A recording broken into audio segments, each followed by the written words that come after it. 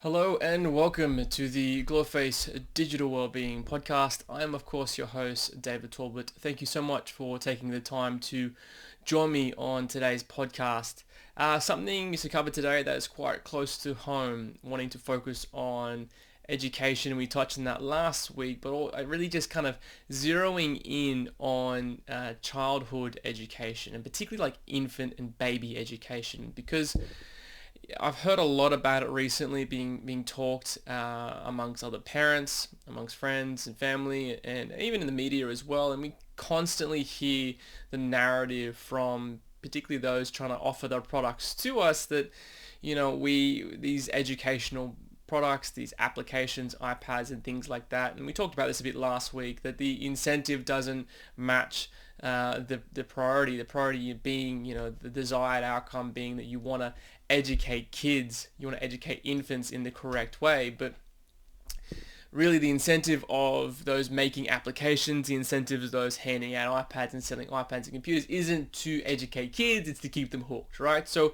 let's just come back to that as a starting point and keep that in mind whenever we kind of show our kids content. We can show our kids content on YouTube. We can show our kids content that we think is educational, if it's on YouTube or if it's on Netflix or any sort of streaming platform that you can imagine. We have a means by which to think the content's educational. We can think that the content's educational on an iPad because it's showing our kids, numbers or letters or whatever it is. But just remember that the application or the content isn't actually built in order to educate your child. It's built fundamentally to keep them engaged. It's built fundamentally to keep them hooked. It's built fundamentally to keep their attention. Always come back to the concept that attention is the world's most valuable commodity. And that applies not just for you as an individual, as a parent, but also for kids as well. We're trying to capture kids. I think social media and content creators are trying to capture kids content. That's the freshest content. That's the freshest attention available from an early age. And just keep that in mind as a premise to today's conversation, that when you kind of show your kids and I'm talking kids, I'm talking under 5, right? Babies, infants, you show your toddler content on a screen. The primary goal, although there may be a good intention to kind of educate your child, and there is some educational benefits, don't get me wrong, like there is, your kids will learn something from looking at a screen for several hours. They will come away with some content, but as you'll come to see today, but that's not the best way to do it. In fact, there's much better ways to get your kids to learn. And then again, it's not fundamentally designed to be educational. It's fundamentally designed to keep and hold their attention. All right, so that kind of sets the scene for today's conversation, that we're coming back to show me the incentive and I'll show you the outcome, right? Incentive being capture attention, outcome being hold kids' attention on the screen for longer, not entirely prioritizing their education. So the first point I want to get at is that I've recently come across an article, and we'll do a special piece of content on this in the coming weeks on the socials, but just gives you an idea of how much screen time we're giving our toddlers these days, our kids under 5, right? Now keep in mind that the World Health Organization, their recommendations is that kids under 2 have 0 screen time per day, right? And kids 2 to 4 have a maximum of 1 hour of screen time per day. Now, what's that built on? From my understanding, there's not a lot of like fundamental research backing that guides this. This is more of like a good, this is what we think is best, right? It's like kind of, there's no real research to say you shouldn't feed your kid chocolate all day long, but of course you don't feed your kid chocolate every meal, right? You kind of help them out to eat a balanced diet because it's good parenting. So I guess this is a general guide from the World Health Organization to say, hey, look, we're not sure exactly, but err on the side of caution. Under 2 years old, don't show your kids anything, and 2 to 4, give them 1 hour of screen time per day. Now, what's actually happening in reality is it's much higher than that, right?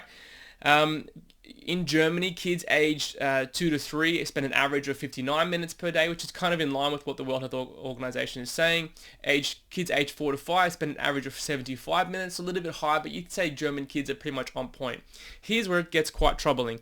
Australia, 40% of in a study that was conducted in 2016, so this is 8 years ago, so who knows how high this has become.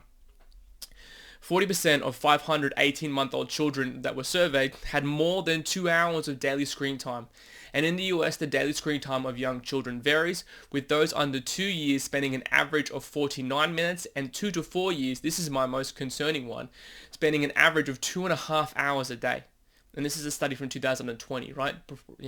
Perhaps it's increased because of COVID. Who knows exactly why? But think about that. The average screen time of a 2 to 4 year old child in the US, this is on average, it could be worse. The average screen time is 2.5 hours of their day. And that is a huge, huge amount of time. Remember, for every hour of day you spend on screens, if you live for 85 years, that's 3.5 years of your life, right? Which is an insane amount. If you think about that, already these kids are setting themselves up to spend close to 10 years of their life from day dot staring at a screen. So clearly there's a continued growth and increase of screen time for toddlers, for young kids. Now, what's the concern here when you're thinking about educational, right? You think, well, look, I'm just putting my child in front of this content because I'm a busy parent. I've got things to do. Excuse me, I need some water. I've got things to do. I need to get out. I need to clean. I need to cook. I just can't pay attention. My kid needs to watch an hour of TV. So I'm going to do the right thing as a parent. I'm going to turn on something educational. What exactly what's happening in that situation? Well, firstly, and the main thing actually today, is that kids don't transfer knowledge well. And they have something which you call a video transfer deficit. This is a proven thing in the research literature, going back over 10 years, from a researcher at Georgetown University called Rachel Barr. She really came up with this herself. And I'm going to quote here from a paper titled "Transfer of Learning Between 2D and 3D Sources During Infancy, Informing Theory and Practice." Rachel Barr says that understanding the conditions under which young children might accomplish this particular kind of transfer is important, because by 2 years, 90% of US children are viewing television on a daily basis. So again, very high statistics around how much our kids are viewing TV. Recent research shows that children can imitate actions presented on television using the corresponding real-world objects, but this same research also shows that children learn less from television and screens than they do from live demonstrations until they're at least 3 years old, termed the video transfer deficit, right? So, and this is what the interesting thing about Rachel Barr's initial paper, and she kind of uses this in other papers as well, is that it's not just about screens. She's not picking on iPads, she's not picking on television, she's not picking on computers. She's saying kids can't transfer things from a 2D world to a 3D world at all. And what they have is what you call an inflexible memory, or their memory is quite specific, or memory specificity. That's a hard word to say. But what that is to say that they learn in specific context. They understand that, if you pick up a picture book and you show them that there is a dog in that picture book and it's a black dog, and you point to the dog and you say, that's a dog. And you might show them over and over and over again. Intuitively, as an adult, you start to think, well, if I showed them a black dog in real life, like a black Labrador, they will be able to pick up that, oh, hey, that's a dog. That's the same thing that we saw in the book, a couple of hours ago. But kids don't learn like that. They learn that on that page, in that book, that black object is a dog. But they cannot be this, and Rachel Barr hasn't established this yet as to why this is, but they can't transfer that knowledge. Video transfer deficit to the real world, from a 2D object to a 3D object. So what ends up happening when you put your child in front of a screen, a television show, a YouTube video that's educational, to say, hey, they're going to learn something, well, they learn in that context, very specifically what's on that screen. They're great. They can tell you, if they're somewhat educational, showing what's red and yellow and blue. They get it. That's red, that's yellow, that's blue. They can see it on the screen. But you go and show them a pencil or a piece of paper later on, or a texter, and you say, hey, this is a red text, or this is a red line on a piece of paper. And the kids just won't be able to transfer that knowledge, because that's how infants learn. Their memory is very, very specific to the context they're learning. So even though you think you're presenting them educational content that will transfer across into other areas of their life, they will only know what they know on the screen, in the context of the screen. Now, eventually kids will get it. You show them the content enough, and this is something that Rachel recommends, is that one of the things to do to help the transfer deficit is to repeat the learning. So you show them that same piece of content over and over and over again, then this helps to overcome the transfer deficit. But it's by no means the most effective way to help your child learn. And in fact, what Rachel recommends you do is you co-use media with your children. What you can do then is you can sit down with them watching them the TV, and let's use the example of the color red. There's someone on YouTube saying, all right, kids, this is the color red, and they show like a red apple or something. Bring a red apple and sit down next to your toddler and say, hey, look, this is a red apple. And then you can help their memory become more flexible. You can help their learning become more flexible because they see the red apple on the TV, they see it in real life, and they start to draw a parallel between the two things as the same. They can transfer that knowledge to different contexts, not just seeing it on the screen, because they just see the screen knowledge. They don't see it how they transfer it to other aspects of their world.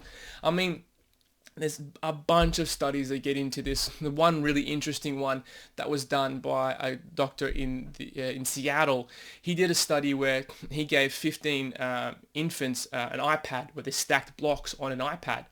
And they had a control group as well that had no iPad use.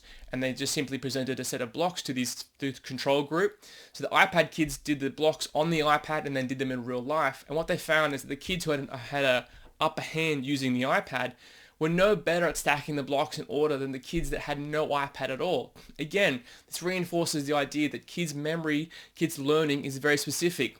Those 15 kids learned to stack blocks on the iPad. They didn't learn to stack blocks in the real world. Now, if they had a parent with them sort of showing them how that knowledge transfers, that would help them overcome the video transfer deficit.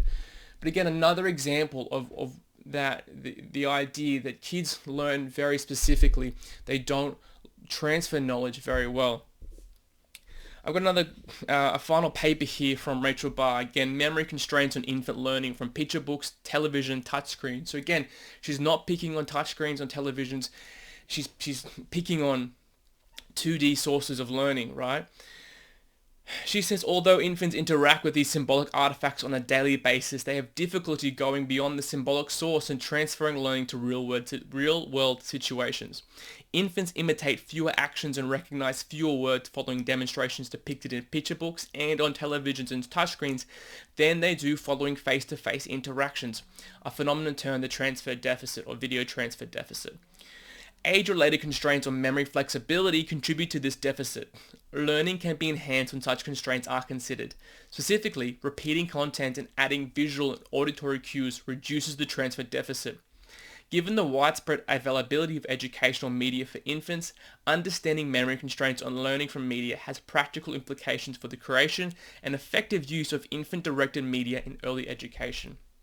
So if you're going to be showing your kids media-based content in the hope that they learn, it's important you understand the transfer deficit, and it's important you take an active role as a parent in the learning process and just don't let your child consume the content passively, because yes, eventually they will learn something from it, but it won't be as effective as had you sat there with them, and it won't be the same had you just taught them yourself. It's not a like-for-like transition. It's not a like-for-like comparison. What you're effectively doing, showing them content on the screen, and this is what I like about Rachel's work, is you're expecting them to learn as if they're sitting in front of a book, right? You put a book in front of a child, and you turn the pages.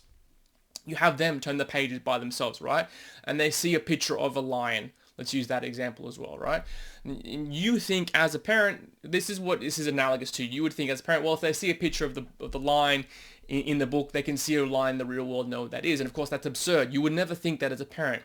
For a child to understand a book, you would need to interpret that book to them. You would need to tell them this is a lion, it roars, this is, it's yellow, that you'd give them cues to learn, right? And the same thing, although you're getting some auditory cues and you're still having visual cues on a screen versus a book, what you're doing putting your child in front of a screen without co-use is almost the same as putting them in front of a book without co-use as well, right? So just keep in mind that We think kids are learning from screens. We think toddlers are learning from educational content on iPads. And yes, to some extent they are. I'm not denying that reality, right? But don't be deceived for what it is. Firstly and foremost, it's not designed to educate the child. It's designed firstly to keep their attention. And secondly, there is some educational benefits from it, right? So understand that transaction that's going on. And secondly, that don't expect your child to learn that content on the screen and effectively transfer it to other real world situations without your help. That's been a quick one. I kind of ran out a whole bunch of information today. I appreciate you listening. Hopefully that gives you some context as to how best to use media. Again, I'm not saying don't use media in educating your child. Don't stick them in front of a TV, but sit down with them, help them through the process, help them overcome the transfer deficit, and help them really learn how to apply that knowledge to the real world. Appreciate your time today, and we'll connect again, and I'll bring another podcast again next week. Thank you.